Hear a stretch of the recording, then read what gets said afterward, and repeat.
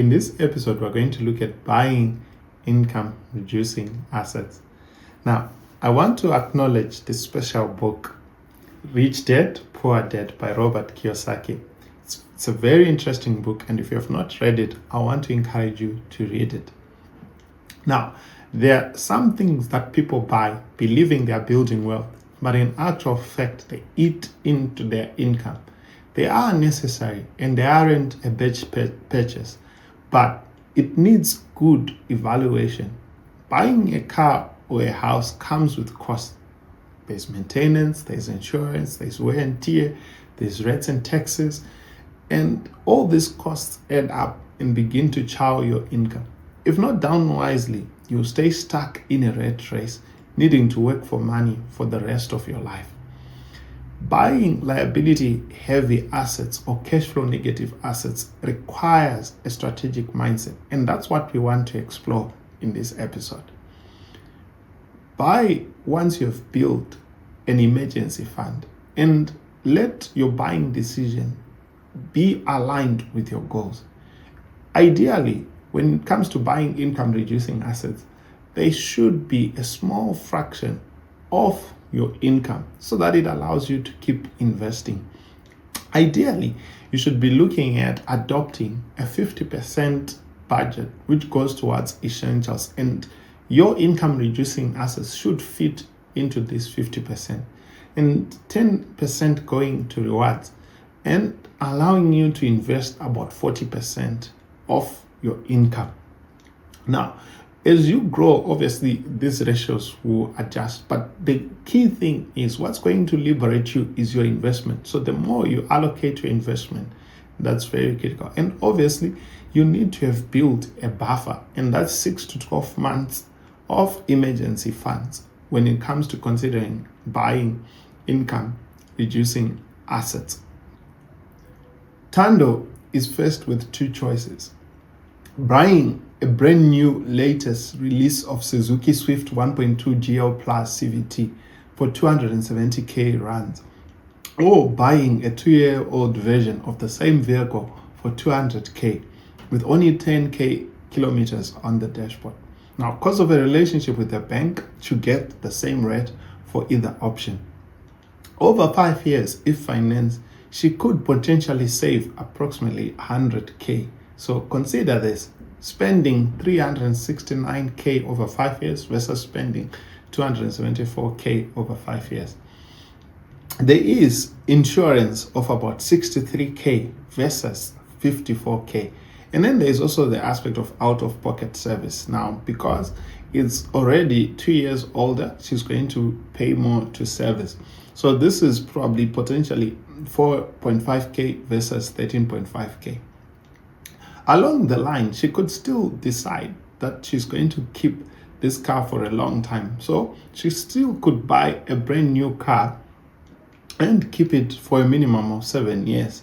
But the most important thing is to do the actual math and weigh your options. So which option would you choose? Now, Thando decides to buy a home with a 2-bedroom cottage in Cosmos City as her primary residence for 1 million on a 20-year bond. She has budgeted for financing costs as well as the transfer costs, which are the upfront costs that come with purchasing a house. And she has also a deposit that she will pay.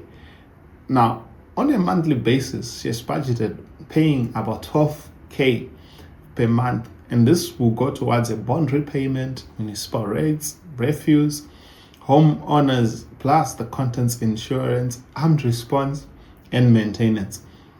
She's also aware that these costs will escalate over time. Her cottage has potential to earn about 6k per month. She is aware that the income will be taxed after the permissible deductions, such as the bond repayment, the apportionment of the rates, the refuse, and armed response. There is also a vacancy risk, and there are also potential challenges staying with other persons. But she knows that instead of paying 3 million over 20 years, she might end up paying only 1.5 million by allowing someone to make use of a cottage. So which option would you choose, or which option would you recommend Thando to take? The choice is yours. Now, when it comes to buying income reducing assets, the first phase is clarify the intent, answer the why. Why are you deciding to buy this asset? Before committing capital, categorize why you are acquiring the asset. Vehicles, primary residences, or high-end equipment that depreciate cost money to maintain. They do provide comfort and mobility, or even life satisfaction, but you have to be clear on the why when it comes to buying income reducing assets. And then the second phase is the core strategic approach. When you decide to invest or buy income reducing assets, you have to minimize friction and also quantify the true cost of ownership. You also have to ring fence the liability that comes with acquisition of such assets. We will explain more as we progress. Now, you need to know the total cost of ownership. Never look at just the sticker price or the purchase price. Look at the acquisition and financing costs. If finance, there's interest that you need to pay, and interest rates are bound to fluctuate. There's also the loan terms, and there are also upfront costs like transfer duties or fees that needs to be paid. And you also have to factor operating and maintenance overhead. There's insurance, routing servicing, so storage, security, rates, and taxes, and even repairs that will come into effect. Then strongly look at the depreciation curve. This is the velocity at which the asset is going to lose its market value over time. And buy wisely, by having done the proper calculation of the total cost of ownership.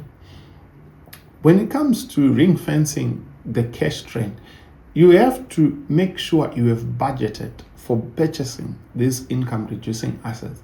It's going to be an ongoing liability, so it needs to be ring-fenced by a budget. Consider applying a cap, the percentage, and the percentage that you are willing to spend on this income reducing assets. And never let the cash negative obligations exceed about 15 to 20% of your net monthly income. You will tend to find that banks will let up to about 30% of your gross income, but it's up to you to really fully assess your affordability and your peace of mind, guarded jealously. Dedicated reserves are needed. So have an emergency fund, have a cash buffer so that you avoid dipping into debt when something unexpected goes wrong.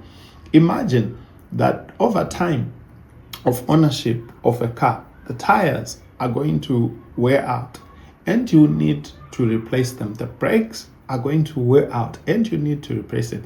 Yes, some will say, but I can add a maintenance cover. But some of these things you find, they won't necessarily always be covered. So be sure to have dedicated reserves so that you are not sidetracked by something that is unexpected. If your starter of your car was to pack up, you are likely going to need to pay for it, especially if it's beyond the warranty period. You have to match the funding mechanism to the asset lifespan. You do this by avoiding short-term debt for rapidly depreciating assets. Use cash where possible, or go for optimized structured finance.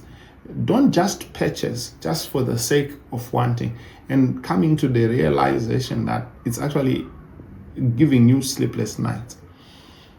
You also need a risk mitigation framework as your third phase. There is this aspect of exit planning. Know precisely when and under what conditions you will offload the asset. The biggest mistake you can make is buying an income reducing asset, thinking that you are going to remain employed and earning the same for the next 20 years. That is a big mistake. So have a lookup and be honest from the onset. Have an exit strategy, and then do stress testing. Run through the worst case scenario. Don't look at the best case scenarios only. Can you comfortably service the asset for 6 to 12 months if you were to lose your job?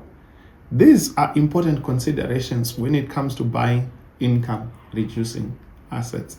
Now, this is not all encompassing, but it's enough to get you thinking. Thanks for watching. Let me know your thoughts in the comments. Be sure to subscribe or follow to not miss the next nugget.